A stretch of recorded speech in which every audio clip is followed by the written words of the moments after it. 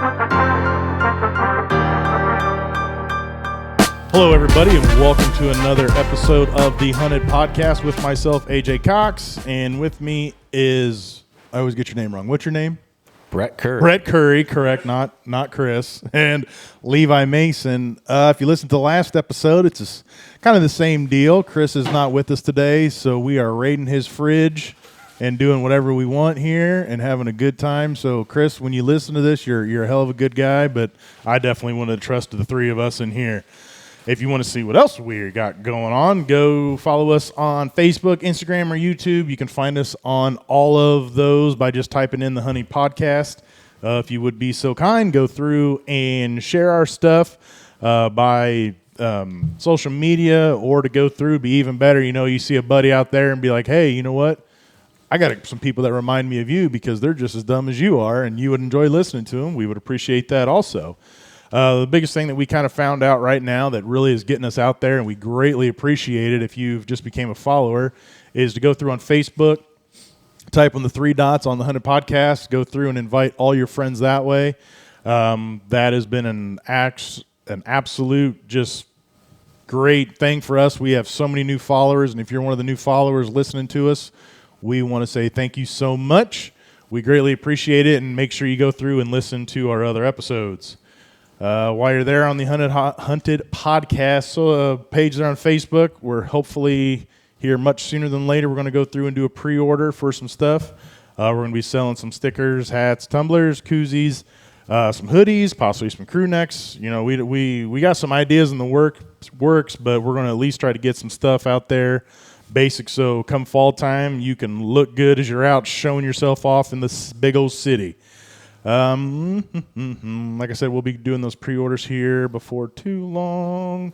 Okay, so we are now into the part to where we go through and want to do our way of saying thank you to first responders and military. So if you are any type of a first responder or military, or a family member of a military person or first responders, we just want to say thank you so much.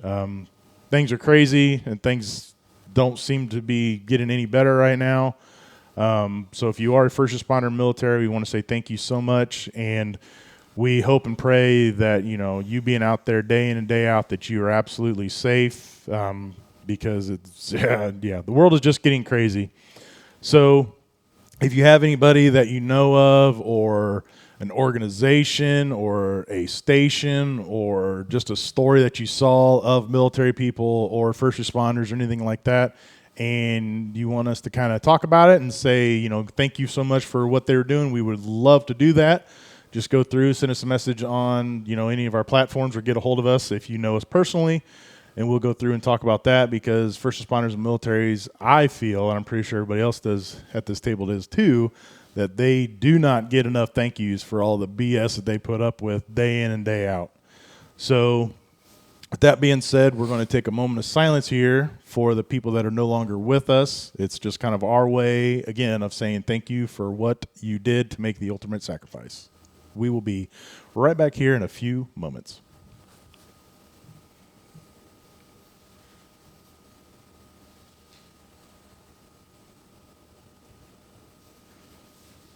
All right, we are back. So, like we usually do, we get chit-chatting and stuff, and I forget about sponsors. So first thing we're going to do is throw into some sponsor thank yous right now.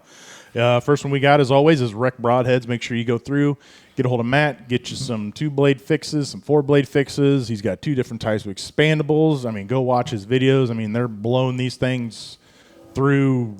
I think they were doing shoulders the other day with the expandables, and they were coming wide open and all that good stuff. They are super durable. We were talking about them earlier about, you know, how we truly do feel that the reason that these broadheads are so good and reliable is the blades are one of the thicker expandable blades out there. The ferrule and all that stuff is top notch and solid, and most definitely a broadhead you need to go through and let Matt know that you heard about him through us, and we would greatly appreciate that.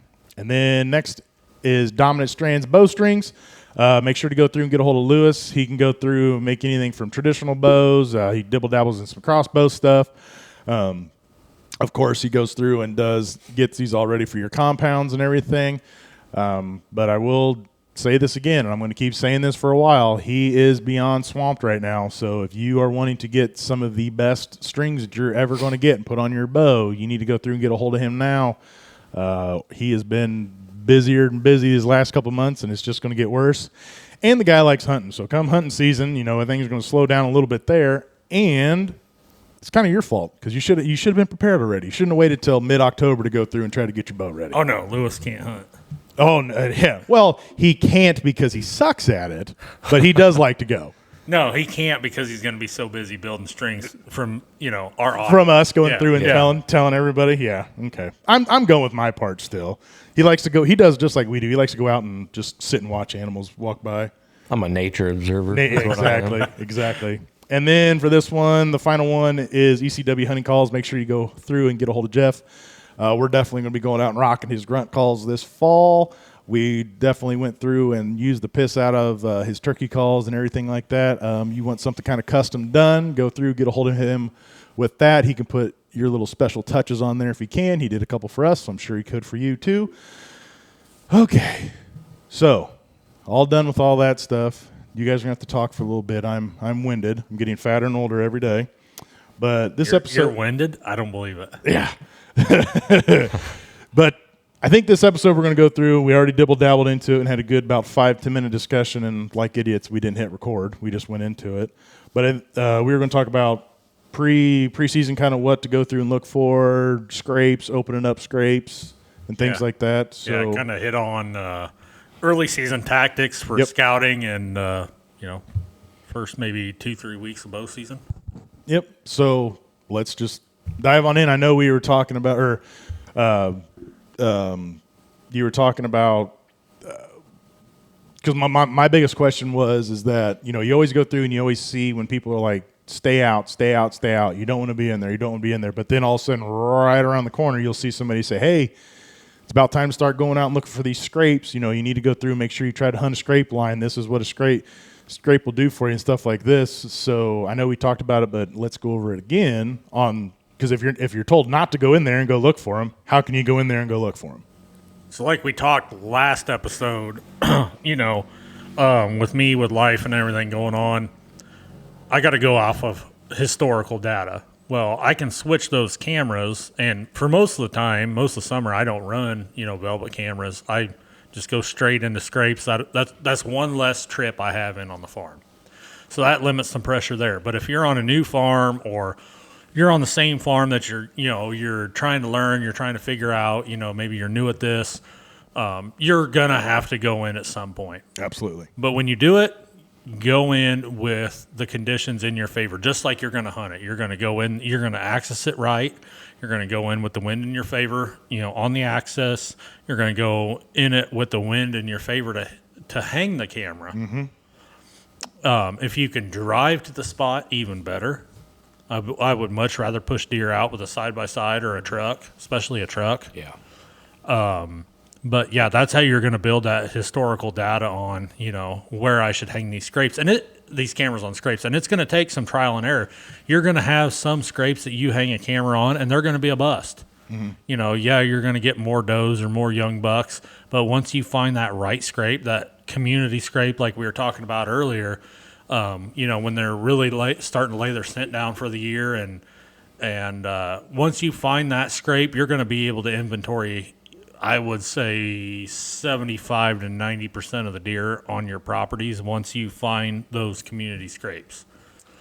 So that's where you're going to go to that historical data every year. So when you switch your cameras, say you do run them, on beans or on a food plot during the summer for velvet footage or pictures, you've got that historical data. You're going to be like, okay, I know the exact tree. They have a scrape there every year. Mm-hmm. I get awesome pictures of about every deer on the farm, about every buck on the farm. And when it's time to switch those cameras over, that's where I'm going.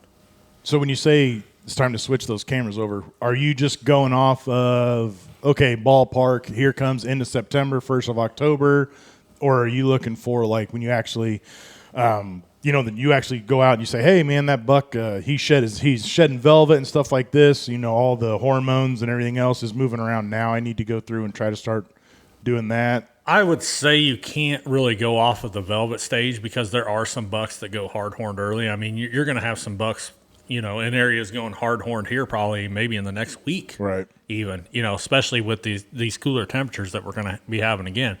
So you're going to have bucks going hard horn from, I would say, probably the 24th, 25th of August all the way through maybe 15th of September. But then right after that, once you get, especially a good 2-day front, when you get that first good drop in temperature, you've got rain and thunderstorms ushering in with it, and it kind of lingers for a day, day and a half, 2 days. That's when you can start seeing the first few scrapes really show up.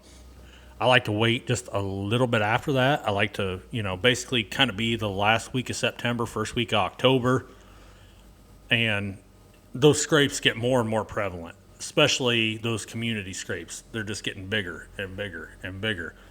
So as they get bigger and more deer are hitting them, that's when I want to get my camera on there, because that's when you're going to get the majority of your inventory. I gotcha.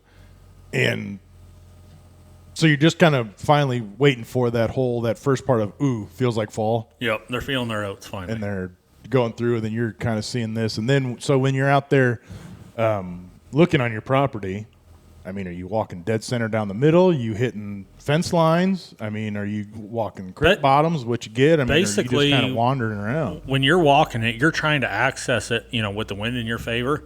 So however you have to get in there, like you would be hunting that scrape. Okay. To hang that camera is how I'm going to access it. I get that, but what I'm asking is like, how do you know where to look for that first communal scrape? So if this is a new farm, It just all depends. Right. I mean, you're going to have to spend a little bit of time in there, but you're going to have to do it smart. so you are going to have to walk around and try to play the wind and Play the wind every single step of the way. try not to sweat at all, spray yourself down. Yep. I mean, I go in, I got my rubber boots on, I'm Yeah. sprayed down. Right. Yep. And I'll access mine. I'll just field edge and just kind of see if there's some, because a lot of your scrapes are on field edges where they come out and feed, Oh, yeah. and they got your Yeah. staging areas and stuff like that, and a lot of bucks will put their scrapes there. So I don't wander into the timber until I have to. Correct. And then what I do is, say I go hunt a stand that I haven't hunted yet this year, I'll bring a camera with me. Yep. So if on the way I see a nice Fine, scrape, when you can do it. I'll put the camera there. Yep. Do you also, because I've noticed sometimes too, when season's all over, you go through and you notice an old scrape. And then, I mean, you guys go through and pull up your app and go, oop, there's one right there. Oh, yeah. When I'm shed hunting every year or even turkey hunting, Yep. I'm documenting everything I might have missed throughout hunting season. Or maybe that was an area I didn't, I stay out of during hunting season, but I only go in there to shed hunt, if it's a, kind of a sanctuary for us. Right. About the only times I go in there is to shed hunt it or maybe chase a, hard goblin turkey, something like that. But when I'm in there, I'm documenting everything. And in the winter, you can really tell those heavy beaded trails because they've just pounded the shit out of them. yeah. So then I'll remember that, man, I don't have a stand over here or a camera. It's like, okay, I got to remember this side of the farm. It looks like, a cow path coming through here. And why they're using it. Is it corn? Right. Corn out there? Is it beans out there that they're using to transition from bed to food? So you document it. It might be corn this year. So they're going out there. There must have been a lot of grain loss, Which I think is like a big thing too. Is I think a lot of people go through and they just think that, oh man, this heavy trail came through. It's because of this. They don't realize That it there can was change be year corn. to Yes, year. absolutely. Yeah. I've noticed that on my property, to where the first year I went out there, I had way more. I think it was way more beans. Yeah, I had way more beans out there, and then they switched it over into corn, and I had way more movement out there when it was beans than it was the corn. Right. Well, I guess I shouldn't say way more. The movement changed. Yeah. It went from they were going this way to go out feed more in these beans at this time, and then later. And it depends on if it's cut beans, standing beans. Yes. A lot of that can just because we're saying corn and beans, it can mean a lot of different factors. It can mean cut beans, standing beans. I mean, if you got standing beans, you're still going to have the activity like you had with maybe a cut cornfield, something like that. But to go back on Brett's topic, of field edges and stuff, some of the places that I've found community scrapes are down just an old fence row on the edge of a field, and you wouldn't think, really about putting a camera there because you're like, well, yeah, it's a field edge, but it's really not close to any timber. But you'd be surprised how those bucks travel those old fence rows. Oh, yeah. And you'd be surprised this time of year how many bucks, live their lives out in those cornfields, live those lives out in those bean fields. They might not hardly go in the timber until that crop is harvested. Yeah, because then they're Stirs cover them and up, everything yeah. else. Yeah. They're getting all moved. Yeah, they're getting pressured out of those areas as those fields get harvested. But until they get harvested, majority of your bucks, especially in our areas, are, I would say, spending 50 to 75% of their time living in those fields. Oh, absolutely. I will wholeheartedly agree with that. I mean, that's why, like, I'm not sweating so bad with not getting so many buck pictures or deer pictures in general. Yeah. Because, there's nothing, or they have nothing but thousands and thousands and thousands of acres to go hide in. Yeah. But once them combines get out there and all that, getting that stirred up, what a jerk. Didn't even ask. Just drove right by making all that noise. But yeah, getting out there picking beans and making some movement. All of a sudden they go from thousands and thousands to acres to now they have That area a couple shrinks. hundred. And I'll try that too. Like we said, when they're cutting beans and picking corn. When I know they're doing it at the farm, I'll go in there and maybe if I got an idea like I want to move a stand, That's a good time Yes. to do it. I will move it when they're in there, mess around the field, picking the crop. I'll go in there and move a stand. And if you have access to one, I'll sometimes just get on our tractor. Yep. And then just drive the field edge too. And Yep. because they're hearing tractors, it's a normal sound to them.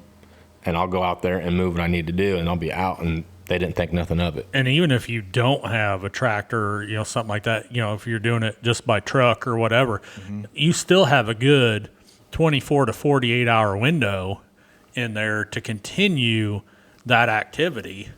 So you can go in there and you could drive your truck down into where you want to hang a stand because they're still used to that. They're used to trucks running in and out. They're used All to that semis commotion. running in and out, Yeah. combines running, auger wagons running. So you still got a little bit of a window there to do it. You don't have to do it exactly when they're doing. If they're picking when you're at work, but you might have it might be a couple days and here's the weekend you got it off. Go in there and do it anyway. Right. Which is so weird to me because you go out there like any other point in time and it's almost like, well, to me it feels like I go through and drive my truck in there and stuff and You're just clanging on it's stalks. clanging and doing this Right. and that and it's just like what in the hell? But then all of a sudden it's just like some special dinner bell Right, or it's a normal- something goes off and Yeah. they're out there in these trucks and and they're in the tractors and doing this. It's almost like you can get out there and just whip shitties all day and they just sit there and watch. But any Yep. other time, if I take my truck and go back there and I hit, like you're saying, one stock, make it ding or thund or something like this, dude, tails up, gone. Yeah. Yeah. So I don't know, but I think that, like I said, I like that you were going through and saying that like during springtime, wintertime, you're also going through and doing your scouting and stuff. Because to me, that answered a very big question of like, I want to go through on this first property or my property that I've hunted like the first time. Okay, don't know nothing about nothing, but I also don't want to booger anything up. But it's almost like, and I'm not, sacrifice isn't the right word, but it's almost like you're almost going to have to sacrifice your first season out there to an extent to where you're smart, you're being very, very smart. Like you're saying, go in one way, like you're going to go hunt, come in and out. Like you said, taking a camera with you and this and that, and do your recon, but do it very slowly, very minuscule. But to really go through, it'd be almost more for shed season, turkey season, Yeah. season's over, and then go, or in your mind, go through and say, man, every time I sat this area, like I saw this buck over on top of this ridge, but I can't move. I don't want to move, but next year in my brain or in my phone app, I need to put that over there is where it needs to be. So it's almost like you're going in kind of like on a whim, I guess, would be the first time on a property if you've never hunted it before and don't know anything about it, and then slowly pick it up. And then your next year you can go through and take all your intel that you gathered from season, from shed season, from turkey hunting, from late season, and everything like that. If I'm picking a farm up, this late in the season, I'm flooding it with cameras. Like I'm going in one day and I'm flooding it with that wind direction. Like if I can get in there and I can cover, say, half the farm with, a certain wind direction, I'm flooding that half the farm with cameras. Then the next time that the wind's right, you can maybe come in on the other side of the farm, flood that side with cameras. Right. That way you've made 2 trips in, but you've covered the whole farm. Right. And then let that dictate from there what you're going to do. Whether, you need to move some cameras when you go in, maybe hang some stands. And even in that scenario, I kind of like to just hang and hunt from there. Yeah. Well, that was going to be another question that I was going to ask you guys too. Is it if you go in and you're like, hey, because we were talking earlier, you were saying, like a perfect scenario to go through and try to look for these scrapes weather-wise would be, what'd you say, after a rain and then a frost? Yeah, then, rain, frost. Anytime you got leaves, you got leaves covering scrapes. You got the rain washing the scent away out of the scrapes, washing the preorbital scent off the branches, the licking branches, stuff like that. That's what you're looking for there. Those bucks are going to get up and check those scrapes and refreshen those scrapes. So to minimize, going back to the minimize your intrusion on the farms, when you're flooding those farms with cameras, I don't even really like to hang a stand while I'm in there. Like when I'm going in, I'm on a scouting mission and it's cameras only. And then, okay, boom, I got a shooter showing up and he's daylighting. I'm going in and I'm hanging and hunting. And then kind of going back to what you were saying with the scrapes, since the trail camera, the scrapes are getting overlooked. Mm-hmm. Because now your trail camera's dictating your movement, but those bucks still, especially in October, those bucks still have to hit those scrapes. Like they are laying in their bed. Obviously, because how else are they getting there? Exactly. Right. They are laying in their bed through that front. Like as soon as this passes, I have to go, freshen that scrape. I have to go see who else has been here. Either mark my territory or let everybody else know I'm here. And that's, I would say at that point in the season, probably number one thing on their mind. And that's why they can be so deadly. But you don't hear that tactic talked about a lot anymore because of the use of trail cameras. Right. But I guarantee, if you hunt that stand on a scrape that you can kill that buck on, if you hunt it, I would say for a week, out of a week, if you have 2 or 3 good wind directions, more than likely you're going to kill that deer. Really? Yeah. And then, go ahead. Sorry. No, and something I do too. I mean, it might work for some people. It works for me. But if I'm going into a stand and say I beat that buck to that scrape, I will open it up for it. So it'll come check it and say, well, who the hell's been here? So that's something that I've been doing a lot recently. I never used to do it, kind of did research on it and noticed that a lot of people do it. But yeah, I'll go through, and if I know there's a scrape there, I come walking by it to my stand.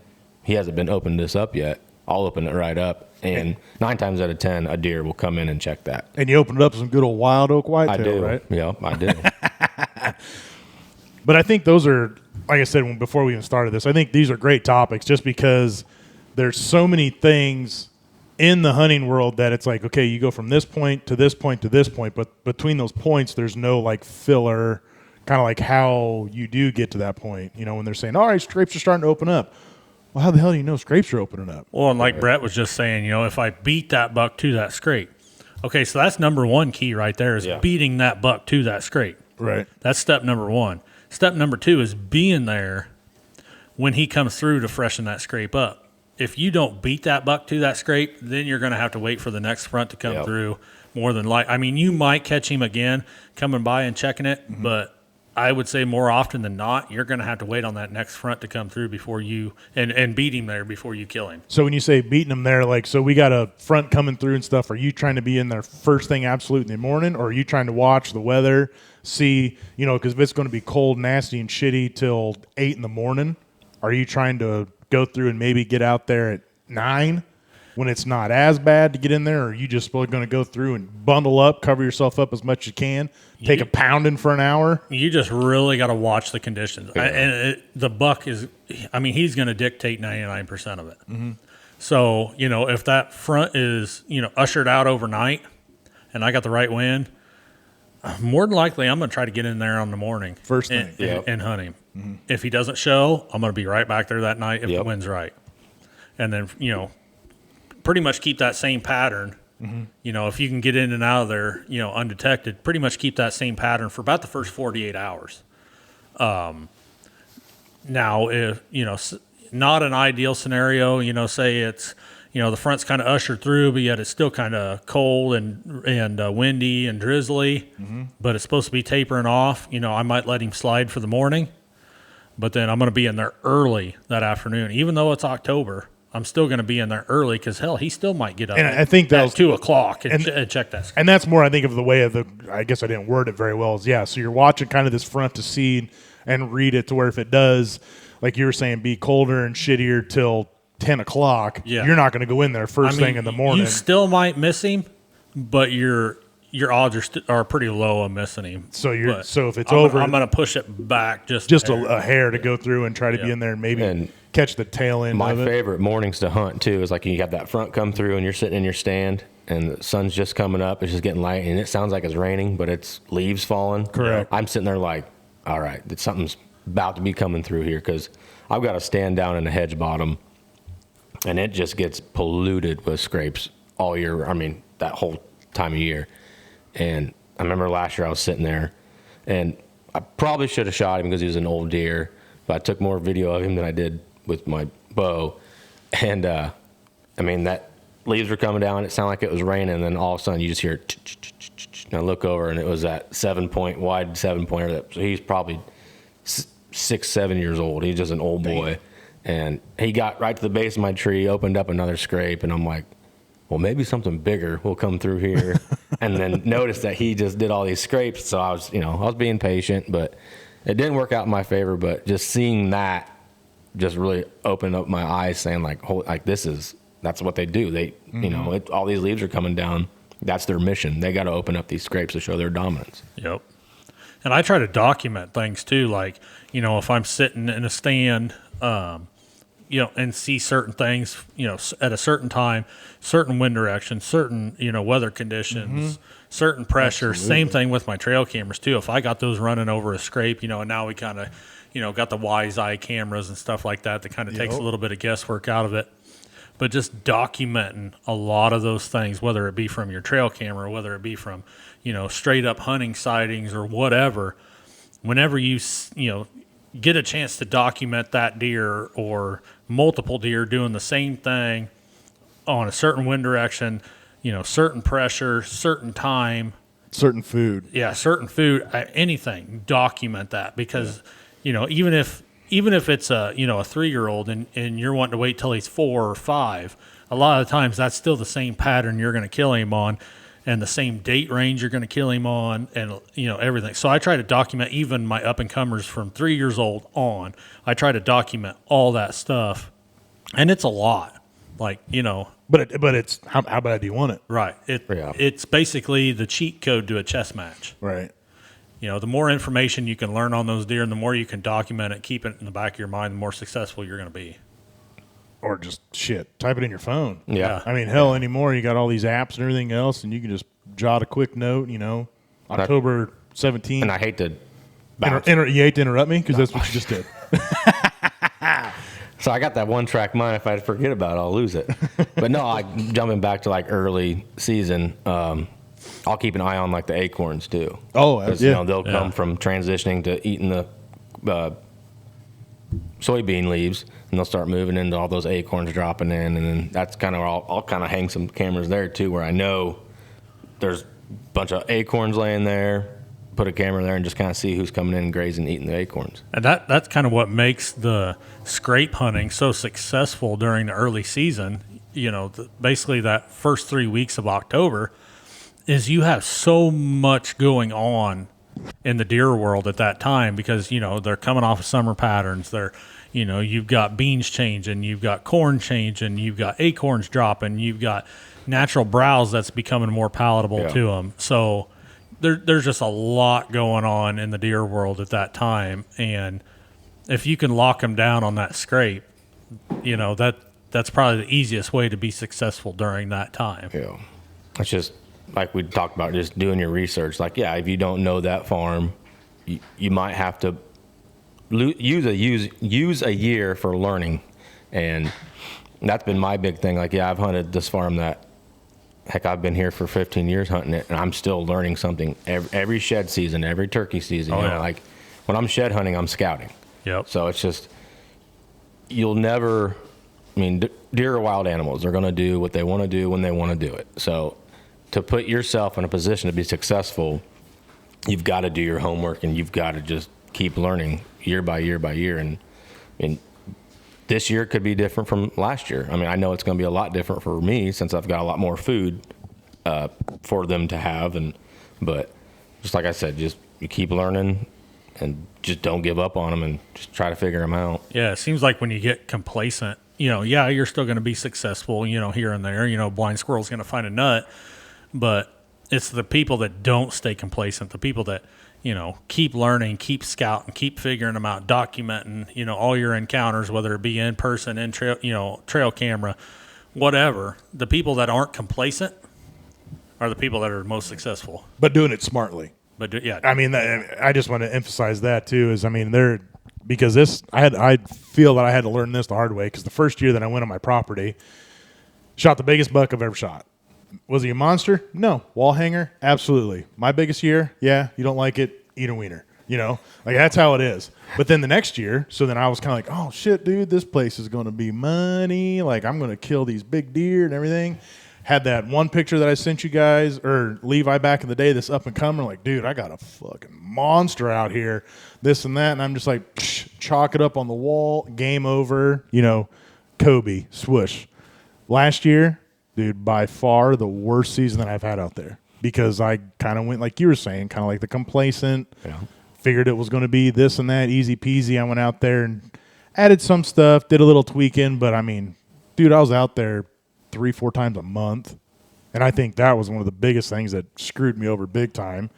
And then I would go out there and I'd just fiddle farting around and doing this. And man, I really want to see what this is like. I can't wait.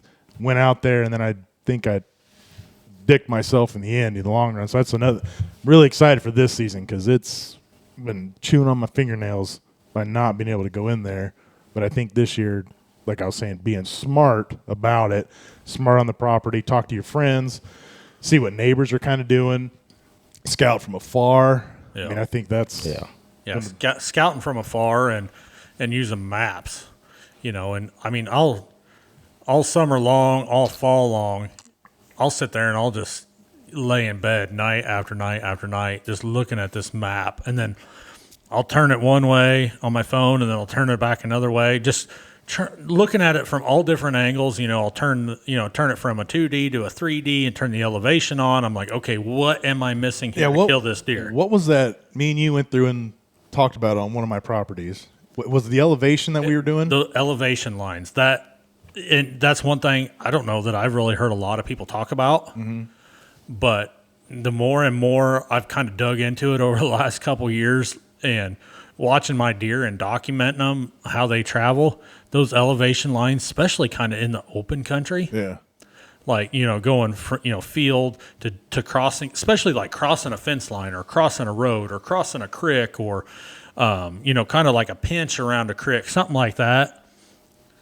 I almost guarantee you, if you go back, if you get on X and, turn the elevation on, and really look at those elevation lines, it's going to click in your brain like, shit, that's where I've seen those deer traveling. Yeah. Have you did that, Brett? I haven't, no. Dude, it was, I don't know what it was. It's mind blowing. He messaged me one day and we got together with something and he went through and was showing me this and this, and it's just kind of like he was saying, dude, I was like, hold on. You're saying this with the elevation map and the 3D and going around? I'm like, are you shitting me? And he's like, no, that's what I've been noticing, Bob. And I'm like, dude, these elevation areas, like I thought they were, just whatever, random trails by whatever, possum, squirrels, coyotes, whatever. But almost where those elevation lines were going, within 10 feet of there, dude, I had like solid trails going through them. And it really made me think about, like you were saying, thinking different about what to look for elevations and stuff. And then I went through and checked my one property that I hunt more often than not.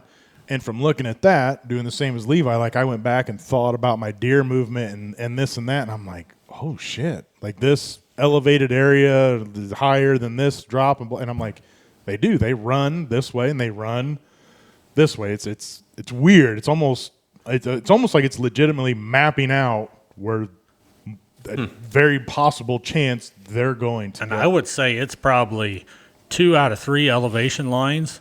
You've got a trail there. Yeah.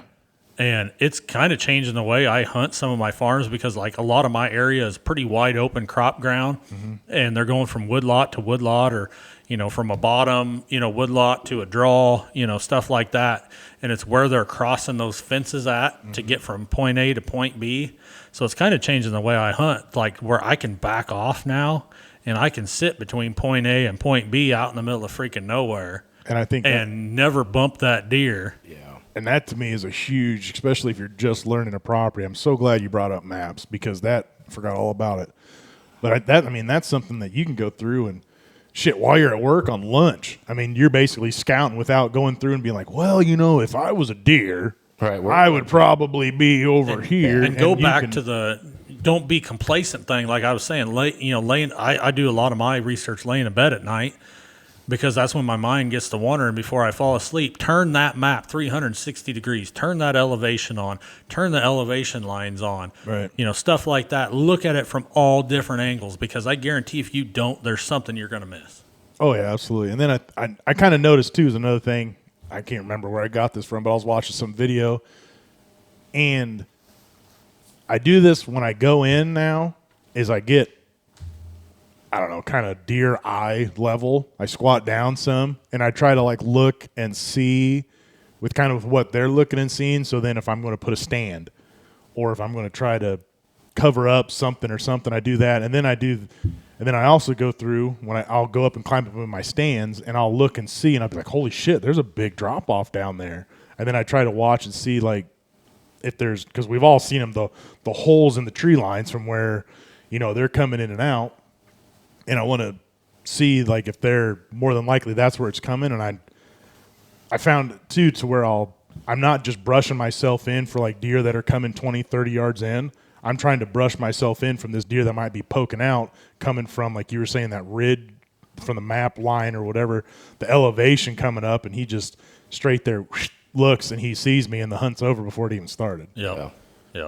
And I've learned stuff the hard way, just like we talked about earlier, just learning your farm, is I've got a point that goes out in the middle of the field. It's like a finger tree timber point, and every year during the rut, the bucks will take those does to those points and they'll sit there in bed with them because they can see the whole field. Yep, and they can sit there and guard the doe. Well, every year during the rut, I'll go hunt. I had a stand on that point. Every time I go in there, I'd blow deer out. And I was like, you idiot, you know this every year, but you still haven't moved. So last year, I haven't hunted it yet this year, but last year towards the end of the year, I moved that stand so I don't have to blow through that point. Yep. I can watch that point, and I'm in a spot where there's 3 trails that go right to that point, and I'm sitting off the 3 trails. So then they have to go by me. Well, they should go by me to get to that point to bed with those does. It kind of sounds like that bottoming, and you move that stand out between down that bottom where there was 3 or 4 trails, and you're set up 35 yards off of it. I mean, they basically cannot get by unless Right. they, for some reason, cross the creek there and instantly turn one way or the other. They're not getting by you. Yeah, which I think is another very good thing too, is to don't, when you're out there doing your pre-scout and stuff, don't, and I'll be the first one to admit, I used to be this person too, don't sit on that trail. Right. Give yourself, wherever you can with the tree, give yourself something, and then try to find those intersecting points and crossings, or like you're saying, pinch points to where if they're coming off this top and they're coming down, they're either going to go left or they're going to go right to these fields. So put yourself to where if they go left or right, you're in 30, 40 yards of them or something. Yeah, and that's what, try to do that majority of the time, but then there's also going to be times where there's a buck in there that's going to outsmart you, even absolutely. on doing that. Absolutely. So then that's when you got to change the game up on him, And then you go get a saddle, and then you can go through. Yeah, you can go get a saddle, you can go get a climber, hell, you can even pack another stand in on your back. Right. No saddle joke. I was trying to set myself up for that. I won't joke with you on that one because this is a really really good point. That buck is only traveling that route because it's at his advantage.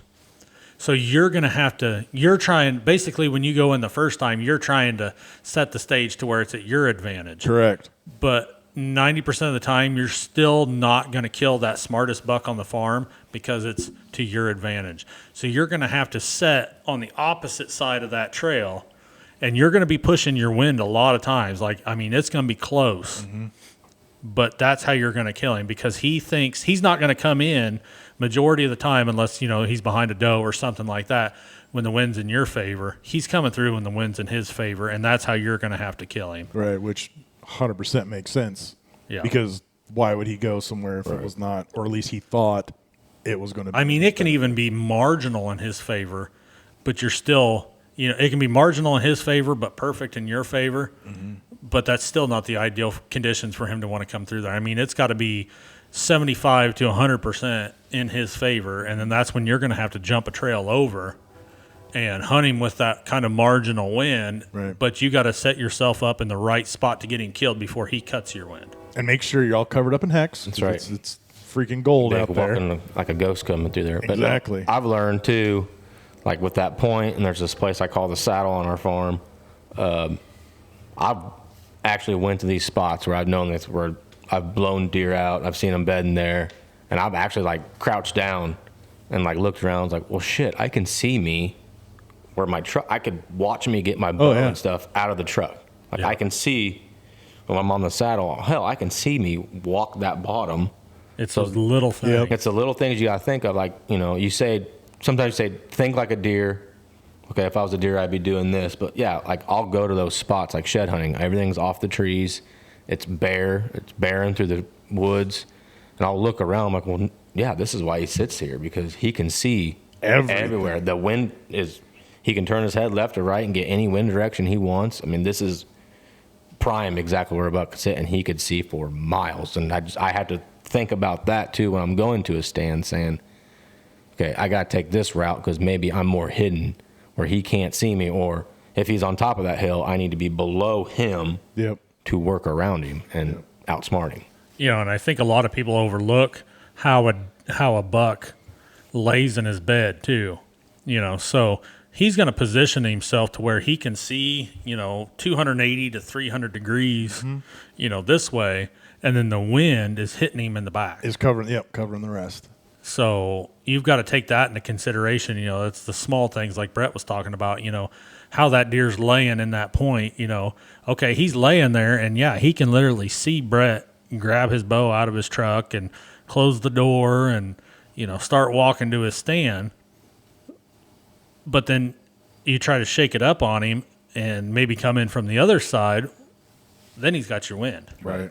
So you almost, so do you, okay. So with that, what do you think would be better, to try to take on his nose or his eyes? Have a helicopter drop you off at your stand. Right. Oh, Drone. just place you in your stand. just stay there the whole day before. Yeah. No, you're going to have to figure out another route that's going to kind of counteract both. You're going to have to play his eyes, and you're going to have to play his nose, and you're going to have to use the terrain to get in to do It it. might be a longer walk. And Like, I you was might just have going to to say loop that. all Yeah, the way you- around. all the way around. You cannot be lazy to kill a big deer. Right. Yeah. Like if you're after that certain deer, you can't be afraid to bump deer from, 2 miles east, west, north, south, whatever, Like I've had to do that numerous times where like I got a picture of a buck that evening. I wasn't hunting, got him that night around like, 9:30, 10 o'clock at night. And then I'm like, okay, he's close, but I can't, where I want to go sit, I can't walk straight because I know probably where he's bedding. He's either bedding that point, that saddle, around that timber edge, around the field, in the staging area. I'm like, he's there. And the only way I could get to my stand is if I went, I had to go pretty much to the other end of the farm and walk the draw all the way in. Mm-hmm. Did I kill him? No. Did I see him? Yes. But he came out totally opposite where I thought he was going to. He cheated. He cheated, yeah. He beat me in the checkers match. But I you got to didn't see blow him out. I didn't blow him out, no. And he came out not worried about anything. Come out, he was bumping does, chasing does. It just, the cards weren't in my favor. I didn't have that hot doe come at me. He was with a hot doe, and we all know he's not going to leave her. Once he's got that hot doe, you have to, like we said earlier, hunt the doe. Yep. Absolutely. All right, time out. We are going through next set of sponsors. We got Hex with Mike, and make sure you go through and check them out.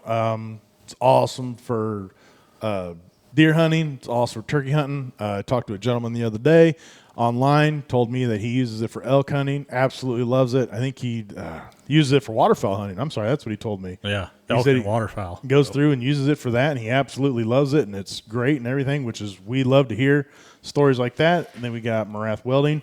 If you need something welded onto something, get a hold of him, something fabricated. He can do pretty much anything if it comes to metal. Make sure you go through and get a hold of Evan, especially sooner than later, because he's going to be out and about for this fall when the farmers are out there. And then we got Antler Ridge with Jesse. He goes through and sounds like he's expanding a little bit, getting out of his comfort zone with some things. We have talked with him a little bit. We're going to hopefully go through and kind of come up with we'll just say limited edition hats. Yeah. Is that the best way of saying it? Yeah, we're going to come out with some special limited edition hats. So make sure you want to go through and get some of those. So you can just, when you go through and you get the hunted sweatshirt, a crew neck with your koozie and or tumbler and your special ball cap, you're going to be the best looking person at the ball. I promise you that.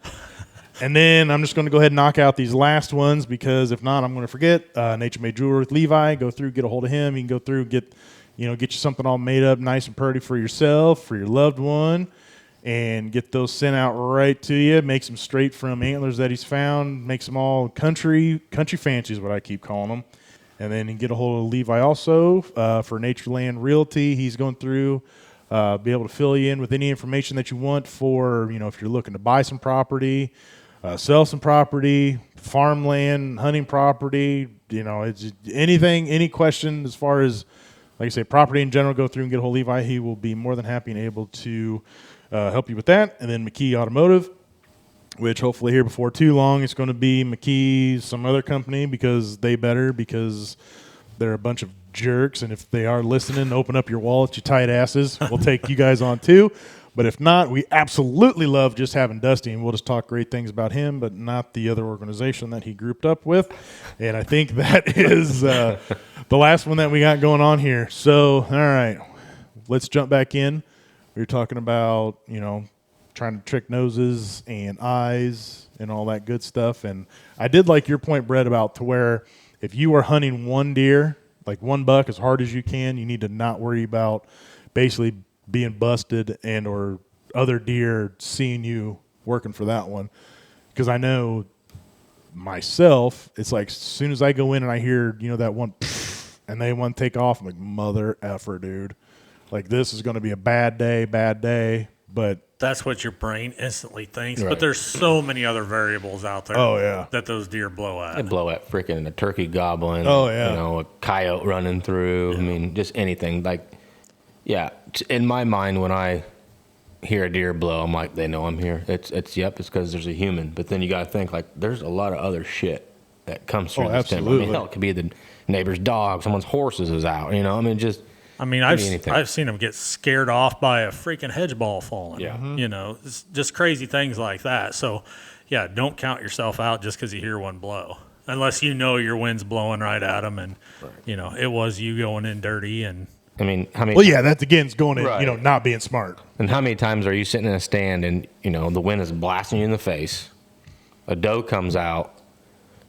Don't even you know how sometimes a doe will look up at you and start, but they just come out and they just start blowing. Like, how many times you heard? So like, blowing is not like an uncommon sound to it. It's not. Yeah, it's somewhat putting them in alert, but it's not just like a buck hears a blow. It's like, oh, like, yep, I'm Nope, time to go to the neighbors. I'm getting the hell out of here. Yeah, time to run 2 miles away. yep. But I really don't have that problem anymore because I wear my hex. Well, yeah. You go through and you wear that, and it. Wear your hex and you don't stink. And, well, God, yeah, the don't stink thing. Speaking of which, it's about time for you to start taking your special showers, isn't it? Get close. September's 1st. coming. You ever hear what this psycho No, does? no. He got me into it too, and I did it, and I don't do the cold water thing because no, I'm not doing that. But After September 1st, sometimes September 15th. But yeah, in that time frame, I quit wearing cologne. I quit wearing smelly deodorants. I go all scent-free showers. I go all scent-free shampoo, all scent-free deodorant. What about your clothes? 100% scent-free. Really? You just have like street clothes that you wash? Yep, towels, washcloths, everything. Anything I touch that's on my body that could remotely leave scent. So no Scentsy pots in your house. Well, sometimes they get overridden on that. All right. But for the majority, anything I can control. Okay. But I think, I mean, even I mean, not to that extreme, but I think even if you went through, this is what I did last year, and I did notice the short encounters or the small encounters that I did have, they were better encounters. Dude, I did. I started going scent-free showers, this and that, scent-free deodorants. You know, I tried not to, you know, if I did put on the cologne or whatever, if going out or something, like I really, really tried to scent-free myself and this and that. I mean, is it anything major? No. Right. But even if it's not working, is it going to hurt anything? Exactly. No. And you just never know when that buck's going to slip in. That's true. So if you're already prepared, you know, and you've taken all the measures that you can control, you know, if you factor all that in, to me, I don't know. Scent control is my security blanket. I mean, I'm super anal about it, and you know, that's the biggest factor I can control. So why not? Right. Dude, he's got me into going through. I bought all these totes and everything. I do the toad. Dude, I scrub all my clothes. Dude, I scrub the inside of the tote. Damn. Dude, I mean, it's I wash all of that, put them all in there. Dude, I don't put any wafers in there. I don't put nothing. I go through and I mean, dude, if it's my hunting equipment, my boots, for as much as I can, like I put like my like my hunting bag. Dude, I'll go through as far as like for my truck, I bought a ozonic thing. If I know I'm going to hunt that morning, I'll plug that in. Dude, I'll take my bow, set it in there. I'll try to make my inside of my truck like an ozonic machine. I'll turn on my ozonic stuff for 10 minutes, you know, to try to go through and get that killed off. Ooh, but speaking of which, if you do not put your hex stuff in there. Yep. It's a big no-no. Okay. And go through and just do this and that. Dude, I'll try to go through and I haven't got to that point yet, but I've thought about going through and getting like scent-free toothpaste. Because I mean, you got to sit here and think. I mean, that stuff smells like mint or. And that's what I brush my teeth with every time I go hunting. Baking soda. Oh, I just don't know if I can do that. Ooh. It's rough, but All right. it's a neutralizer. Yeah. Yeah. So I'll take scent-free showers like before I go hunt, either morning hunt, night hunt. I'll do scent-free showers. I do my clothes and totes. I wash them all scent-free. I run my ozonics when I'm hunting. I play the wind. But I don't know if I can do the whole scent-free. I can't do the clothes and stuff just because I don't do laundry. 'Cause I'm not going to win that. No, but like I will. You put your foot down. You tell Danielle, no, this is how it's going to be. And then If you want to live here, this is how it's going to be. And then you know where her foot's going to go? Right up my ass. That's where it's going to go. And AJ will be looking for somewhere to live. Yeah, exactly. I'll be living in Roseville. Yeah. But I mean, seriously though, if you're going to go through, dude, minimally, dude, you're already going to go through and buy the scent-free soap stuff. Right. Just go ahead and start doing that. I mean, to me, it's getting in you. You know what I mean? It's part. Right. It's becoming this and that. So, and it's one of those things to where if you go through and you take 5 regular showers in a row, or if it's you take you got a year of your regular showers, and then all of a sudden you're trying to get rid of a year of whatever smelly that you've been trying to make yourself smell good so the wife will look at you. You know, and you're trying to erase that by a 10-minute shower. That's true. Of non-smelling stuff. There's even foods that I avoid during hunting season. Like I won't. What is wrong with you? Dude, I won't touch. I won't touch onions. Really? I won't touch garlic because you consume that. Where's it going to come out when you sweat? pores, Your yeah. pores. Dude, you're a vampire. But onion is a natural smell. There's wild onion. True. So that could be like a good scent I to don't know. have. I'm just weird. I guess. Maybe we need to go through and do that. There we go. We're going to start up a test. We're going to get like some onions and some this and that and hang them up, see what the deer want to go to. There you go. But I do think though that Start eating your radishes. I'm sorry. Did it again. as you're going into your food plot, just tearing off some of your radish. radishes and your turnips and eating it. Yeah. But I mean, that was my thought process was at least minimally, if I can start, and I will, come September 1st, start taking scent-free showers and using scent-free deodorant, which I sweat a lot, and I go through a lot of scent-free deodorant because it just doesn't seem to keep up. But I mean, it's one of those, why not? Because then I'm use it for a month before it's in my skin, my pores, it's in my brain. It's making more sense to me. Why not? Yeah, I'll start doing.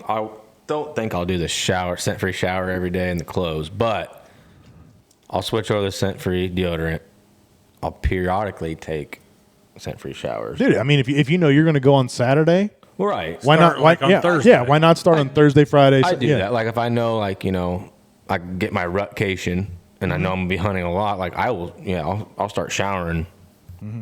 I always shower, but I start showering. Your once a week shower, whether you need it or not. Yeah, that's why he loves scrapes because it's a nice rain out there and he's up there. He's got Yeah. it cleaning his pits. Yeah, it's like I'm like my own community scrape. But yeah, And then then when the wife comes out looking good and smelling good, you have to kick her off. like I can't. I don't need You're this. not Yeah, don't scent-free. touch me. Yeah, don't- Actually, funny story.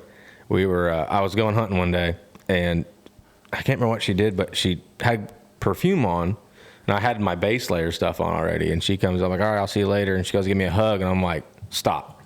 She's like, "What?" I'm like, "You can't hug me. You're not scent free." She's like, "Oh my god." I'm like, "You can't." I'm like, "I'm not gonna smell like They perfume." just don't understand. Dude, Danielle doesn't understand, but she's finally learning. Like I'll wake up and stuff, and I always go through and give her a hug before I leave.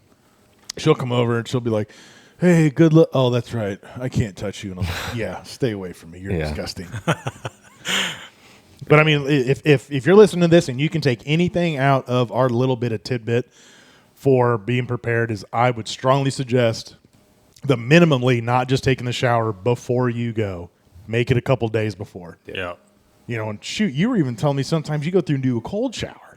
Yeah, and well, like last year, I even had a day where I was running late, something, and I had to stop at mom and dad's to shower. I had my clothes and my bow and everything with me, but I had to stop at mom and dad's to shower just because it was closer, going to save me a little bit of time.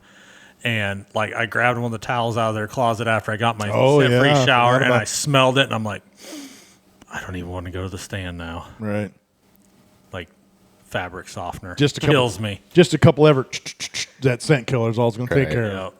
But see, like my towels and stuff, and like washcloth, I will run them through a scent-free wash, and that'll be my towel, and like everybody in the household knows, like that's my scent-free towel. But do you have it hanging out with everybody else's towels? No. You got it like So sealed up, put whenever in I something get done showering, I put it in the dryer, dry it, after everybody else's clothes that went through that dryer. and then See, this is the thing Yeah. is when you talk to me I about know. when you talked to me about this at first, dude, my brain went down this humongous rabbit hole to where basically unless you were going through and you have your own washer and your own dryer that you were only washing scent free stuff through, like I don't give a shit. You wash it scent free and then you throw it in the dryer, it's still in that dryer to where So Right. in Brett's scenario, if I'm going to dry my towel, outside. I'm either going to Yeah. hang it up especially, outside, especially November, December. or okay, say it's cold and shitty out. I'm going to take my scent killer and I'm going to spray the whole drum of that dryer inside, Right. and then I'm going to pop 2 or 3 of the like scent killer Yeah. fabric softener Yep. or, Sheets. dryer sheets in with it. Yep. That would be my worst case scenario. Right. And then like I said, that was my thing is they keep going down. Dude, I even went so much into my head to where I'd get done, messing outside or whatever, and I'd go wash my hands. And I'm like, oh, that's not scent free soap. You know how to make that? Take your scent killer body wash and then add a little bit of water into it, and then you can buy the blank Yeah. soap dispensers. Yeah. Mhm. And you get the foaming hand wash. Oh yeah, out of it. yeah. I know what you're talking about. Yeah. But I'm just saying, like that's the rabbit hole that I went down, dude. It was so bad. To even, I won't use regular hand soap unless I absolutely have to during deer season. Really. do you lay in bed? This one went through my head too. Yeah. Do you lay in bed? Yeah, but Do you make her go through and wash them in unscented sheets it's and all that? it's not like scent killer unscented, but it's like free or all free and scent clear, free. tied Yeah. free and clear. So yeah. Dude, I'm telling you, like I said, I went down this humongous rabbit hole. Like, dude, do you know how hard it would be to be truly try to make yourself scent free? Right. But while we're on scents, so I've never done it. I've always Which heard we don't. people We do have it. no sense, by the way. None. I'm not talking common Oh, sense. okay. But I've heard people say like when they're burning leaves, Oh yeah, her they'll just hang yep, their yep.